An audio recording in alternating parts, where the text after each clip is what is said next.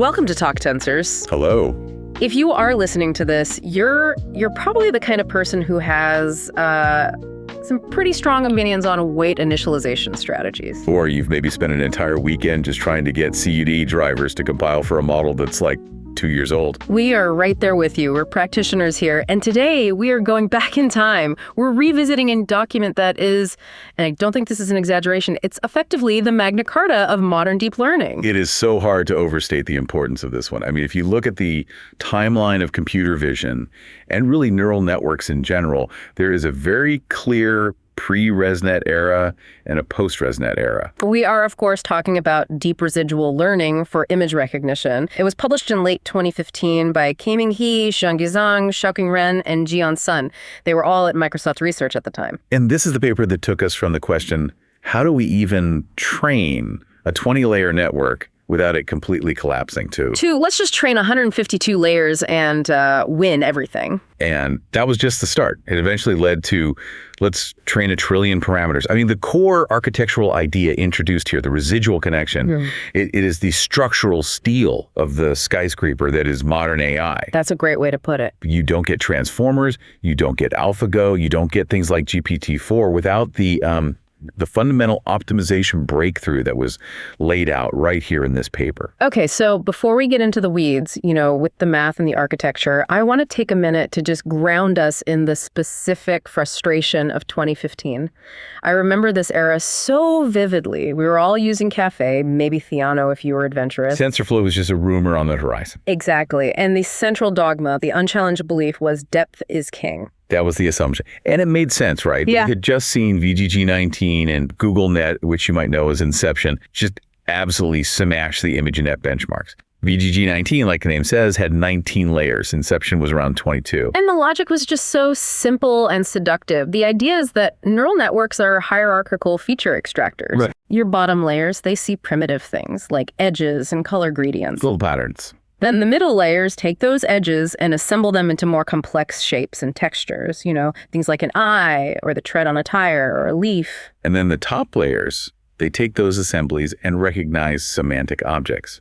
So it goes from eye and fur to golden retriever, from shiny metal and round shape to fire truck. So it follows that if you want a better, more nuanced semantic understanding of an image, you just need more layers of abstraction. It felt like a free lunch, just add more depth. Exactly. The whole community looked at VGG and basically said, okay, if 19 layers gets us down to 7% error, then 30 layers should get us to 5%, and 100 layers, well, that should solve computer vision entirely. But it didn't work. It didn't just not work. It backfired spectacularly. When researchers tried to just stack those layers, literally just copy-pasting VGG blocks to make a network deeper, the models didn't just plateau. They got worse. Significantly worse. And that is the perfect entry point to the first major segment of our deep dive today, the degradation problem. And I want to be really specific here because degradation sounds like this kind of generic fuzzy term. Right. We're not talking about the model getting a bit slow. We are talking about the accuracy falling off a cliff. And crucially, it wasn't happening for the reasons that we would usually expect. Yeah. I mean, the first suspect in any kind of deep network failure, your number one culprit, is usually vanishing gradients. Sure. You have this long chain of multiplications during backpropagation, right? Right. If your derivatives are consistently less than 1, the signal just decays exponentially as it travels from the output back to the input. And by the time the gradient gets to layer 1, it's basically a rounding error. It's effectively 0. No learning happens. But here's the thing. By late 2015, we had tools for that. We had better initialization schemes. Specifically He initialization, right, from Kaiming He himself. The very same. He had already helped solve that part of the problem. And we had batch normalization. Batch norm. That was a big one. Batch norm was the game changer. It basically recentered and rescaled the activations at every layer, which ensured that the forward pass had, a nice unit variance, and the backward pass had healthy gradients. The signal wasn't dying. So the paper is very clear about this. They're plain networks, the ones without the new residual trick. They were converging. The gradients were not 0. The weights were updating. The training was running. The loss was going down. The network wasn't dead. But the final accuracy was just trash. It was. And here is the absolute smoking gun, the key piece of evidence that they present. the training error increased with depth. Let's pause on that. Okay. The training error, not the test error. If you took a 20-layer network and a 56-layer network and you trained them both on the same data, the 56-layer network had a higher error on the data it was trained on. Right. Which immediately completely rules out overfitting. I think that's a misconception a lot of people still have about this paper. They think ResNet was invented to prevent overfitting. And it's just not the case. If it were overfitting, the deeper, more powerful 56-layer model would have near zero training error and just a massive test error that would have just memorized the data set perfectly. This was the opposite. This was underfitting. The model had more capacity, more parameters, more nonlinearity, more power, but it was doing a worse job of fitting the very data it was supposed to learn. Which is so counterintuitive. From a pure optimization theory perspective, a deeper model should have a solution space that is a superset of the shallower model's solution space. Okay, let's drill into that point, because the authors use this exact argument to prove that the problem isn't one of capacity, but of optimization. Yeah. They call it the construction solution. That's right. So imagine you have a trained 20-layer network, and it works pretty well. Okay. Now you want to build a 56-layer network. You can, in theory, mathematically construct a version of that 56-layer network that performs exactly as well as the 20-layer one. There's a proof for it. Well, you just copy the trained weights of the first 20 layers over to your new network. And then for the remaining 36 layers, the new ones you added, you set their weights so that they perform an identity mapping. Identity mapping. So f of x equals x, input equals output. The layers effectively do nothing. They just pass the signal through unchanged. Exactly. They act like a piece of wire. So if the deeper network could just learn to turn those extra unnecessary layers into identity mappings, it would, at the very least, match the performance of the shallow network. It should never, ever be worse. But it was. It was worse. And that fact proves that the solver, which at the time was just stochastic gradient descent, SGD, was fundamentally unable to find that identity mapping solution, even though we know it exists. It's surprisingly hard for a stack of convolutional layers to learn to be lazy. Think about it, yeah. You have a convolution, then a batch norm, then a ReLU activation. Finding some magical combination of weights in that whole nonlinear stack that perfectly preserves the input X without distorting it at all, it's a navigational nightmare for an optimizer like SGD. That is the absolute crux of the issue. Yeah. A stack of nonlinear layers initializes with random weights. Right. So by default, they start out scrambling the signal. Right.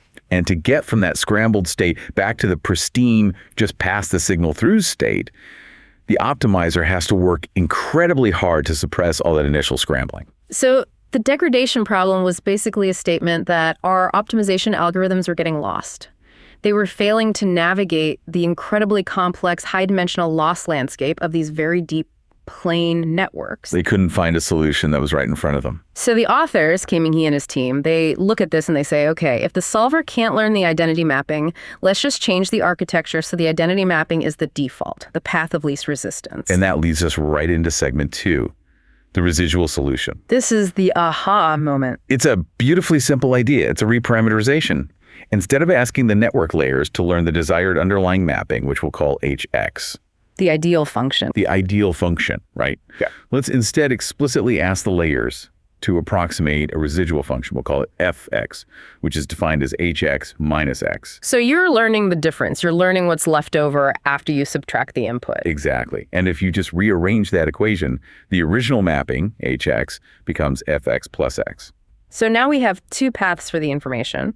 One path is the original data, X, just passing through completely unchanged. It's like an express lane. Right. And the other path, FX, is the processing block. That's where you have your weights, your batch norms, your ReLUs. And at the very end, you just add the two paths back together. Now think about what this does to the optimization target.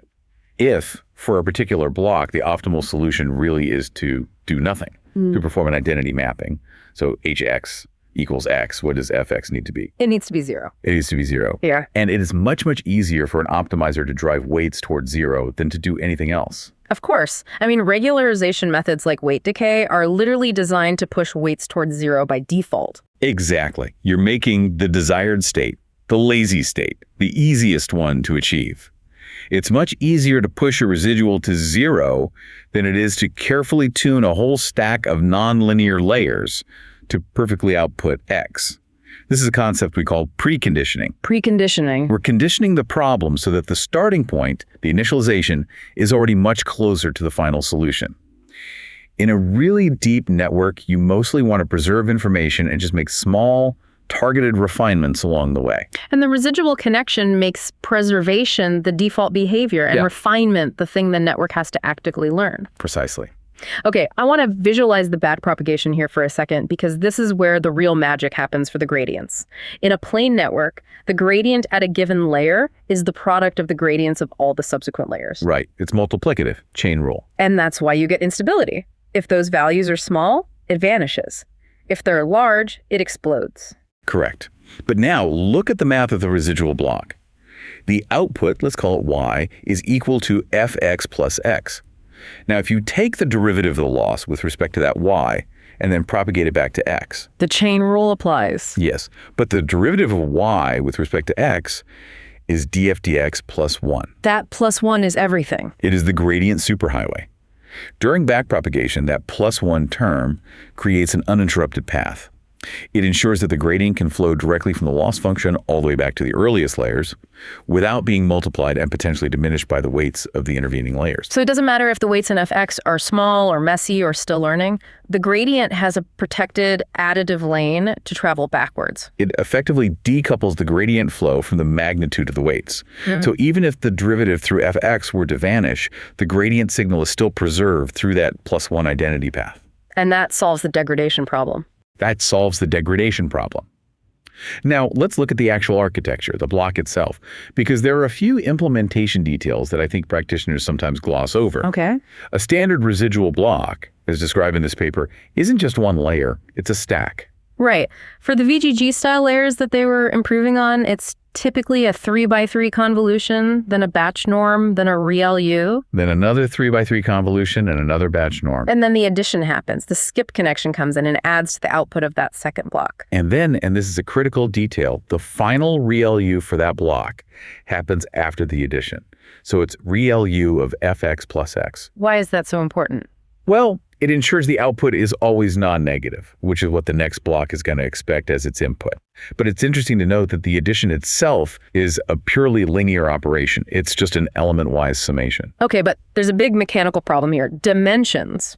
Yes. If my input tensor X is, say, 64 channels, and the output of my convolution block is also 64 channels, I can just add them. No problem. Easy. Right. But in these deep networks, we periodically downsample. We have to. We cut the spatial resolution in half and usually double the number of channels to preserve information capacity. A standard strided convolution or a pooling layer. Exactly. So if my input X is, say, 64 by 56 by 56, and the output of my convolutions is 128 by 28 by 28, I can't add those tensors. They're different shapes. You can't. And the paper very thoughtfully addresses this. They propose and test 3 different options for what they call the shortcut connection. Okay, what are they? Option A is the simplest, most elegant parameter-free approach. Zero padding. So you just add zeros. Yeah. To match the channel depth, you just pad the input X with 64 channels of all zeros. And to match the spatial dimensions, you apply a stride of 2 to it.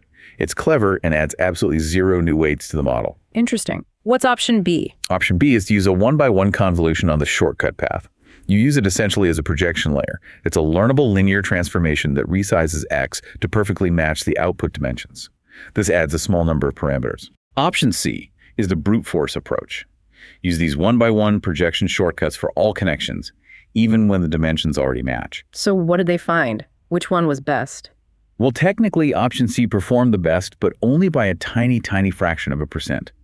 And it dramatically increased the number of parameters and the complexity in the shortcuts. So they discarded it as inefficient. Makes sense. Option A, the zero padding, was surprisingly effective, which really proves that the core principle of residual learning works even without these learnable shortcuts. But they ultimately settled on option B as the standard for the ResNet architecture. So, to summarize, use a direct identity connection wherever possible, and only use a projection shortcut when the dimensions change. That's the one. Okay, we can't move on without talking about the bottleneck block. This is the real engineering innovation that allowed them to leap from, say, ResNet 34 to ResNet 50, 101, and the monster 152-layer version. It is. Because if you just try to build a 152-layer network using those standard blocks with two 3x3 convolutions each, you're going to run out of memory and FLOPs very, very quickly. It becomes computationally intractable. The bottleneck is a brilliant piece of efficiency engineering. It really is. They realize that the 3x3 convolutions are the most expensive part, especially on those really deep feature maps with lots of channels. So for the much deeper networks, they replace the standard 2-layer block with a new 3-layer block. Okay, walk us through the dimensions. Let's say we're in a deeper stage of the network, and our feature map has, 256 channels. Perfect example. In a standard block, you do a 3x3 convolution on those 256 channels. That's a huge number of multiplications. In the new bottleneck design, the first layer is a cheap 1x1 convolution that reduces the 256 channels down to, say, 64. So you're compressing the signal. You're squeezing it into a bottleneck. Exactly. Then the expensive 3x3 convolution happens on that much smaller 64-channel representation. This is way, way faster. I see. Finally, a third layer, another cheap 1x1 convolution, expands those 64 channels back up to the original 256, so it has the right shape to be added to the residual connection. So it's a sandwich, compressed with a 1x1, processed with a 3x3, and then decompressed with another 1x1. That's the pattern. And the math here is just striking. The total parameter count and the number of floating point operations for this 3-layer bottleneck are actually lower than for the 2-layer standard block when you're dealing with these high channel dimensions. So you get more depth, more nonlinearity for less compute. Yes. That is the have your cake and eat it too moment in this paper. This is precisely why the 152-layer ResNet, despite having, 8 times the depth of VGG19, actually has a lower computational complexity per forward pass. That's incredible. It just completely dismantled the whole argument that very deep networks were fundamentally impractical. It changed the calculus entirely. Okay, let's move on to the results then. Segment 3, experimental results and analysis. They designed this beautiful new architecture. Now they had to prove it actually worked. And the main arena for that was, of course, ImageNet. It was. And they did a very clean, very compelling A/B test. First, they built a plain 18-layer network and a plain 34-layer network, VGG style. No shortcuts. No shortcuts. And just as expected, the 34-layer plain net had a higher error than the 18-layer one. The degradation problem was successfully reproduced. Check. The problem is real. Then they took that same 18-layer and 34-layer architecture and just added the shortcut connections. They turned them into an 18-layer ResNet and a 34-layer ResNet. Yeah. And the 34-layer ResNet beat the 18-layer ResNet by a significant margin. The degradation was gone. In fact, it was reversed. Deeper was now better again. So that was the proof of concept. The check engine light was finally off. The optimization was working as intended. It was. And then they scaled up. They built the bottleneck versions, ResNet 50, ResNet 101, ResNet 152. And the performance just kept getting better with depth. And the final number for the big one, the 152-layer model. It achieved a top 5 error rate of 3.57% on the ImageNet test set. Let's put that in context for a minute. The previous year's winner, GoogleNet, was somewhere around 6.7%. So they nearly halved the error rate in a single year. And maybe even more impressively, the estimated human benchmark for this task, which was basically Andrej Karpathy sitting in a room for a week trying to sort dog breeds. A noble sacrifice for science. A noble sacrifice. His error rate was estimated at 5.1%. So they smashed the human benchmark. By a lot. This was really the moment where you could say deep learning had officially gained superhuman vision capabilities, at least on this specific static classification task. But while the ImageNet result got all the headlines, I think the real scientific flex in this paper, the real stress test of the core idea, was actually on the CIFAR-10 dataset. Oh, absolutely. Okay. You're talking about the 1202-layer experiment. I'm talking about the frankly insane 1202-layer experiment. Yeah, ImageNet is huge, so training a 1,000-layer model there was just too expensive, even for a team at Microsoft in 2015. But CIFAR-10 images are tiny. They're just 32 by 32 pixels. So it's a more manageable test bed. Exactly. So they decided to push the architecture to its absolute breaking point. They built and trained a ResNet with 1,202 layers. Just pause on that number for a second. Yeah. 1,200 layers. That is a backpropagation path that is, for all practical purposes, endless. In a plane network, the gradient would have vanished into the quantum realm by layer 50. It wouldn't even have started. Yeah. And the result, it converged. It actually trained. It trained perfectly. The training error dropped to less than 0.1%.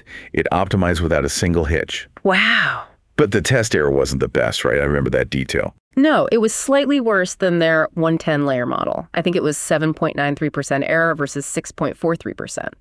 But, and this is the vital takeaway from that experiment, it didn't fail because of degradation. It failed because of classic textbook overfitting. Of course, a 1,200-layer model on a data set of just 50,000 tiny images is just gross overparameterization. It's using a sledgehammer to crack a nut. But the experiment absolutely proved their central hypothesis. With residual connections, there is no optimization limit to depth. You can, in principle, train a model of arbitrary depth. Your limits become compute, data, and overfitting, not the optimization algorithm failing. They also did some internal analysis of the network that I find just as fascinating. They looked at the standard deviation of the layer responses. Figure 7 in the paper. This is a subtle but incredibly powerful point. They looked at the output of the residual functions, the FX part. The part that's actually being learned by the weights. Right, and they found that as the network got deeper and deeper, the magnitude of that FX output generally got smaller and smaller. Which is direct evidence supporting the preconditioning theory. The network was actively finding that identity was a pretty good answer for many of the layers, so it was driving the learned residual, FX, towards zero. It shows the network was incredibly stable. It wasn't flailing around with huge activations. It was mostly just passing information cleanly through the skip connections and using the weight layers only to make small necessary adjustments along the way. It's just so elegant. Okay, so ResNet takes over the world. This leads us to segment 4, legacy and impact.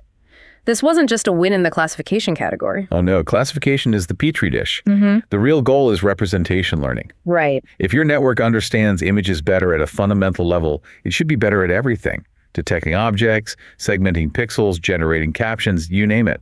So they immediately plugged ResNet 101 into the faster RCNN framework for object detection. And faster RCNN was the state-of-the-art detector at the time, but it typically ran on a VGG 16 backbone. And just by swapping VGG for ResNet, they saw a relative improvement of 28% on the CocoSeo datasets, mean average precision. 28%. 28%.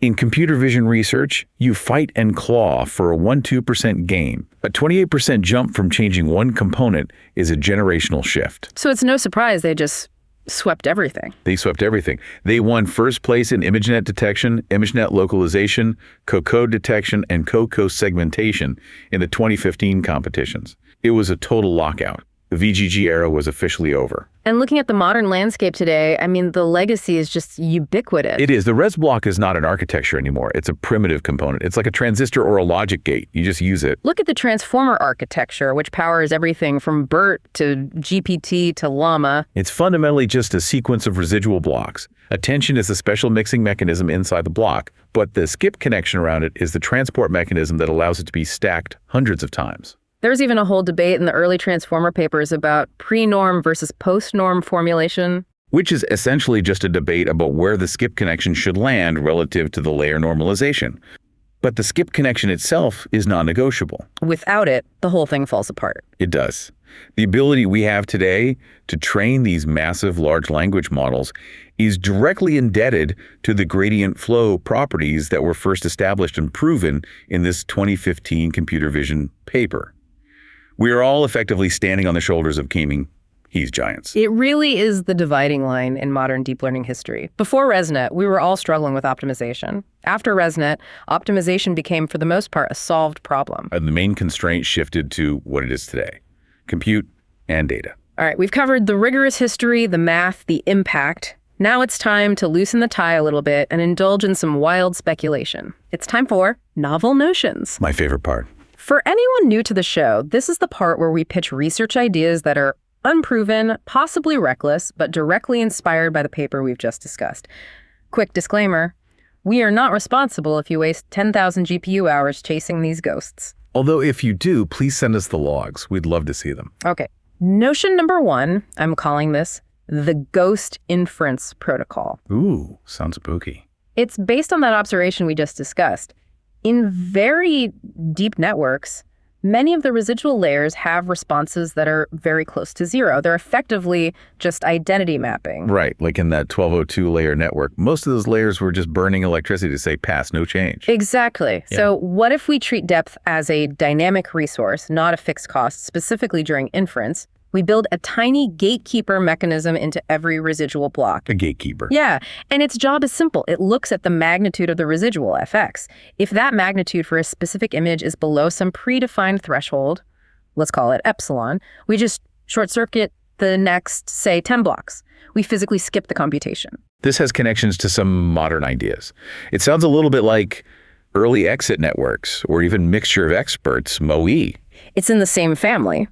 But usually, MoE routes an input to different experts. I'm suggesting we route to no expert. Just skip ahead. Okay, give me a scenario. I show the network a really easy image. A clear, high-contrast, perfectly centered photo of a coffee mug. The first 20 layers figure it out instantly. The gatekeeper sees the residuals and the subsequent layers dropping to near zero and says, yep, we're done here, and jumps straight to the final classification head. But if you show it a much harder image, like a coffee mug that's partially hidden behind a laptop in a really dark room, the residuals stay high, the network is still thinking, it's struggling to refine the features.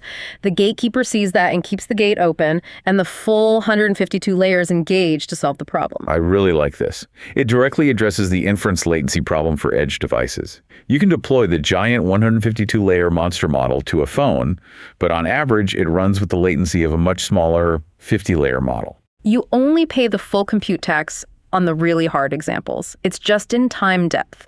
And the beautiful thing is the ResNet architecture is already mathematically inclined to behave this way. We just need to formalize the exit door. You'd have to handle the distribution shift of the different exit points. The feature statistics might be a little off depending on where you exit. True, but that seems like a solvable fine-tuning problem. I think it's very plausible. I like it. Okay, ready for notion number 2? Get me. I'm calling this one inverse curriculum training, or the collapse strategy. Collapse is usually a word we try to avoid when we're talking about training dynamics. Stick with me on this. The paper's core argument is that it's easy for an optimizer to push residuals to zero. So instead of using something complex like neural architecture search to painstakingly find the right depth for a task, which is super expensive. Super expensive. What if we do the opposite? We start with a massively over-parameterized network, let's say a 1,000-layer ResNet. But here's the key. We initialize it hard to identity. So it starts out as just a 1,000-layer tunnel that does absolutely nothing. Exactly. Then we start training it on our task. But we add a strong regularization term, like an L1 penalty, that explicitly punishes non-zero residuals, especially in the later layers. We make it economically painful for the network to use depth unless it absolutely positively has to in order to lower the main task loss. You're economically disincentivizing complexity. You're making depth expensive. Exactly. Then, once the network converges, we run a final pruning pass. We physically delete every single layer where the residual weights are statistically indistinguishable from zero. We collapse the tunnel down to its essential components. This reminds me a lot of the lottery ticket hypothesis. How so? The idea that inside every big, dense network, there's a much smaller, leaner subnetwork that's doing all the actual work from the start. Yeah. You're suggesting we use the residual structure as a way to make that subnetwork self-revealing. Precisely. It's architecture search via atrophy. If you feed this system M and IST, the one-layer giant might shrink itself down to just 4 or 5 essential layers. But if you feed it a complex medical imaging dataset, it might keep 200. The data itself dictates the final topology. It's a biological metaphor. It's like synaptic pruning. The human brain overproduces neural connections in childhood and then prunes back the ones that aren't used. Yeah. You're applying a neuroscientific principle to ResNet architecture design. I'll take that as a compliment. Now I just need someone to get me a grant writer and a few A100s. I'd definitely review that paper. Well, that just about brings us to the end of this deep dive. We've gone from the degradation paradox that was stumping the entire field to the bottleneck block to the simple plus X skip connection that basically saved deep learning. It's a really good reminder that in engineering and in research, sometimes the best solution isn't to force the system to work harder, but to redesign the system so that the right answer is the easiest, most natural path to take. ResNet didn't make the image classification task itself any easier. No, it just made the optimization landscape dramatically smoother for the algorithm to navigate. So before we sign off, leave us with one final provocative thought to keep us awake tonight. You know, this paper proved that that simple identity mapping is often the most important and useful thing a later can learn to do. And it makes you wonder, in our modern trillion parameter models, How much of that massive compute cost, all those burning kilowatts of energy, is just the model trying desperately to remember not to mess up the perfectly good signal that it already found in the first 10 layers? That is a haunting thought for anyone who pays the cloud compute bills. A sobering thought to end on. The link to the paper is in the description if you want to read it for yourself. This has been Talk Tensors. Keep learning. And keep an eye on your residuals.